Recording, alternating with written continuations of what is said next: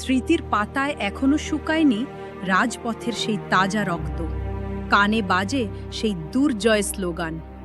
অথচ আজ নিয়তির কি নির্মম পরিহাস।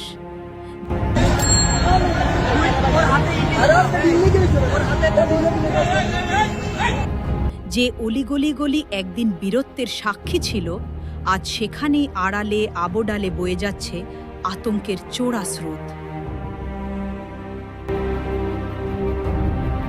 রাতের অন্ধকারে শিকারী হায়নার মতো খুঁজে বের করা হচ্ছে সেই সব বুক চিতিয়ে দাঁড়ানো প্রাণগুলোকে।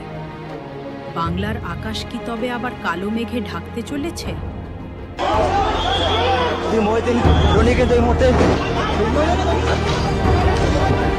জুলাইয়ে সেই উত্তাল দিনগুলোতে যারা বুক পেতে দিয়েছিল বুলেটের সামনে, আজ তাদের ওপরই নেমে আসছে অমানুষিক আঘাত। দেশের বিভিন্ন প্রান্ত থেকে খবর আসছে, অলিগলিতে খুঁজে খুঁজে সেই যোদ্ধাদের লক্ষ্যবস্তু করা হচ্ছে। পুলিশ এবং ইনকিলাব মোর্চার কর্মীদের মধ্যে আরো বেশ কয়েকজন। কারা এই পর্দার আড়ালের কারিগর? আমরা কি তবে ভুলে গেলাম সেই সব আত্মত্যাগ? আজ যখন বীরদের কান্না মাটির নিচে চাপা পড়ে, তখন জয়ধ্বনি কি বড্ড বেমানান শোনায় না? মনে রাখবেন, ইতিহাস কাউকে ক্ষমা করে না।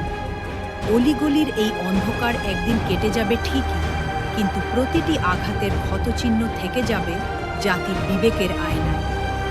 এখনো কি সময় হয়নি রুখে দাঁড়ানো?